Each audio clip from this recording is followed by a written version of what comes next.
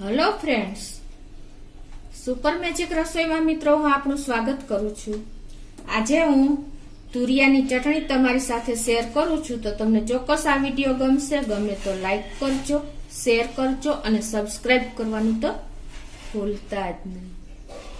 આ ચટણી બનાવવા માટેના ઇન્ગ્રેડિયન્ટમાં મેં 500 ગ્રામ તુરિયા લીધા છે। એની સામે 200 ગ્રામ ટમેટા છે, અડદની દાળ છે, ચણાની દાળ છે, લસણ છે, આંબલીનો પલ્પ છે, લાલ મરચા સૂકા છે, લીમડો છે, ધાણા છે, જીરું છે, મેથી છે, હિંગ છે અને હળદર છે અને રાઈ છે।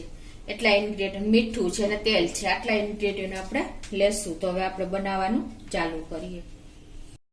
પહેલા તો ચટણી બનાવવા માટે આપણે આ તુરિયાની આ રીતે, જો આ આખી છાલ નહીં પણ આ જે ઉપરની છાલ હોય ને એટલી જ લેવાની છે।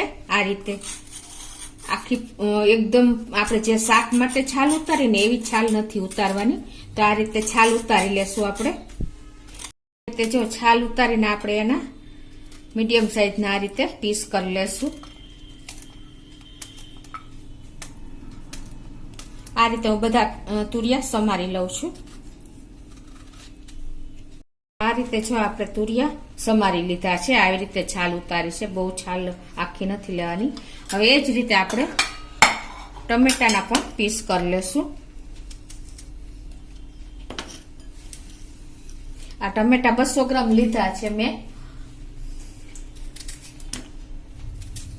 આ રીતે હું બધા ટમેટા સમારી લઉં છું। આ રીતે જો આપણે ટમેટાના પણ પીસ કરી લીધા છે। હવે આપણે વઘાર કરશું। એના માટે આપણે એક ગેસ ઓન કરીને એક પેનમાં 1 ટેબલ સ્પૂન જેવું તેલ મૂકી દેશું। તો આપણું તેલ પણ ગરમ થઈ ગયું છે। હવે એમાં 1 ટેબલ સ્પૂન જેવી આપણે ચણાની દાળ નાખશું। 1 ટીસ્પૂન જેવા આપણે આખા ધાણા નાખશું। અડધી ટીસ્પૂન જેવું આપણે આખું જીરું નાખશું। ગેસની ફ્લેમ મિત્રો અત્યારે આપણે મીડિયમ રાખી છે। અને અડધી ટીસ્પૂન જેવી આપણે હિંગ નાખશું। અને 10 થી 15 કળી જેટલું આપણે લસણ નાખી દેશું।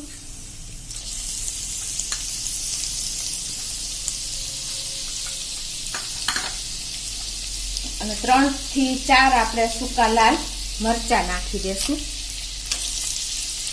અને આપણે થોડા એવા લીમડાના પત્તા પણ નાખી દેશું, 1 ટેબલ સ્પૂન જેવા। હવે આને આપણે ફ્રાય કરશું તેલમાં। અને થોડી એવી આપણે હજી મેથી પણ નાખી દેશું, અડધી ટીસ્પૂનથી પણ ઓછી એટલી।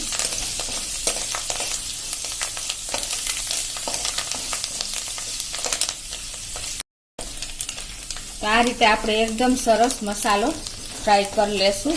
ક્રન્ચી પાન થાય ને લીમડાના ત્યાં સુધી દાળ આપણી એકદમ સરસ રોસ્ટ થઈ જાય। તો આ રીતે જો મીડિયમ ફ્લેમ ઉપર આપણો મસાલો પણ સરસ એકદમ રોસ્ટ થઈ ગયો છે તેલમાં। તો હવે એને આપણે એક બોલમાં લઈ લેશું।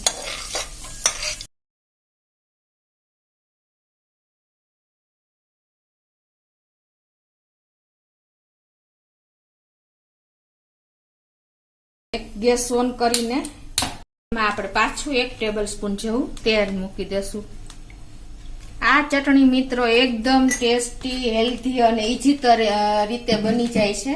અને આ ચટણી આપણે રોટલી કે ભાત સાથે બહુ સરસ લાગે છે। હવે આપણું તેલ ગરમ થાય એટલે આપણે એમાં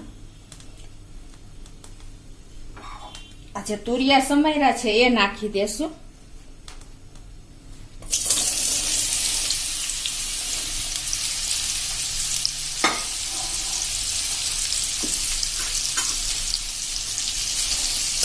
અને એને આપણે ઢાંકીને આ રીતે કૂક થવા દેશું। પેલા સેજ મિક્સ કરી લઈએ આપણે તેલમાં।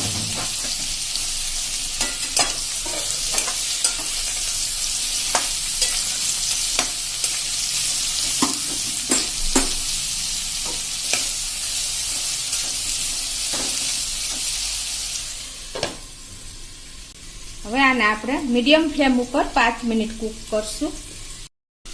તો જો 5 મિનિટ થઈ છે, આપણે તુરિયાને કૂક કરી અને આપણા 50% જેવા તુરિયા કૂક થઈ ગયા છે.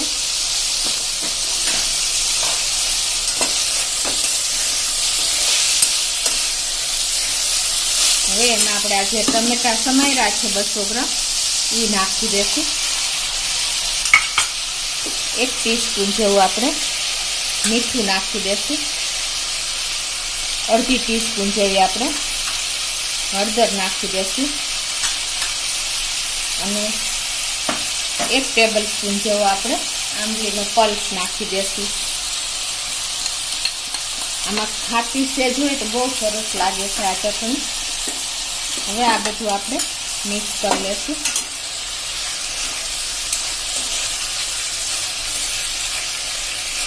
અને આને આપણે ઢાંકીને 5 મિનિટ સુધી હજી કૂક કરશું મીડિયમ ફ્લેમ ઉપર.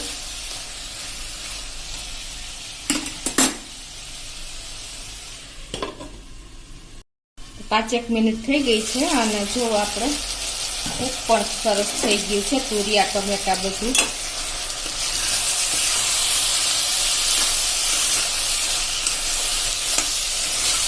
હવે આને આપણે ઠંડુ થવા દઈશું. ગેસ બંધ કરી દઉં છું. તો આપણે આ મસાલો સાંતળો તો એ પણ ઠંડો થઈ ગયો છે અને એને આપણે મિક્સર જારમાં નાખીને ક્રશ કરી લેશું. એમાં આપણે 1 ટીસ્પૂન જેવું જીરું નાખી દેશું આખું અને 4-5 કળી જેવું લસણ મેં સમાર્યું છે એ નાખી દેશું. અને હવે આના મિક્સરમાં ફેરવી લેશું. આ રીતે જો આપણે મિક્સર જારમાં ક્રશ કરી લીધું છે. હવે આપણે છે આ તુરિયા અને ટમેટા જે કૂક કર્યા છે ને એ પણ આમાં આપણે નાખીને પીસી લેશું, ચટણી બનાવી લેશું.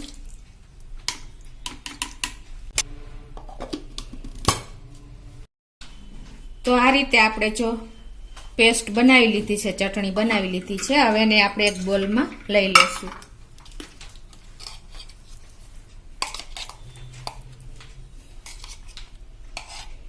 હવે આપણે જો આ ચટણી તૈયાર થઈ ગઈ છે, હવે એની ઉપર આપણે વઘાર એડ કરશું. તો એના માટે આપણે ગેસ ઓન કરીને એક પેનમાં 1 ટેબલ સ્પૂન જેવું તેલ મૂકી દેશું.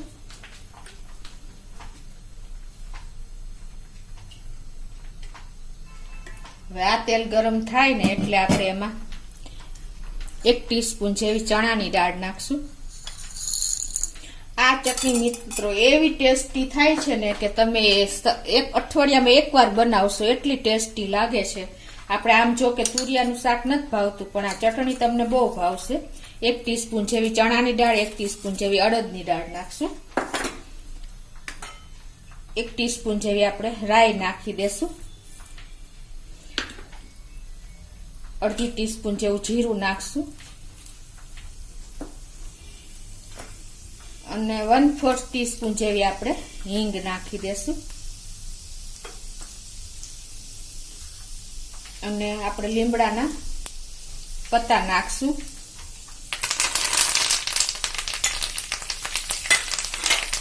આ રીતે આપણે વઘારને એકદમ સરસ કૂક કરશું.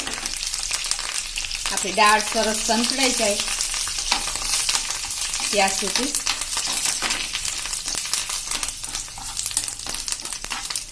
આ રીતે આપણે મીડિયમ ફ્લેમ ઉપર જ આપણે આને કૂક થવા દેશું.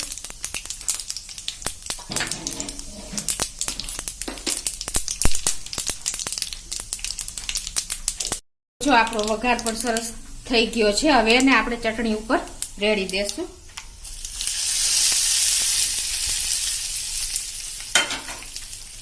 તો મિત્રો જો આપણી તુરિયાની ચટણી એકદમ ટેસ્ટી, હેલ્ધી અને ચટાકેદાર એવી આપણી ચટણી તૈયાર થઈ છે. તો આ ચટણી મિત્રો તમે 15 દિવસ સુધી ફ્રીજમાં સ્ટોર કરી શકો છો અને આ ચટણી ભાત સાથે, રોટલી સાથે એકદમ ટેસ્ટી લાગે છે. તમે ચોક્કસ એક વખત આ રીતે કરજો અને મને કોમેન્ટ બોક્સમાં જણાવજો કે આપણી ચટણી કેવી તૈયાર થઈ છે. મિત્રો તમે તુરિયાનું શાક નહીં ભાવે પણ આ ચટણી તમે આખું ઘર હોશે ખાશે ને એવી ટેસ્ટી થાય છે. તો તમને ચોક્કસ મારો વિડીયો ગમે તો લાઈક કરજો, શેર કરજો અને સબસ્ક્રાઇબ કરવાનું તો ભૂલતા જ નહીં.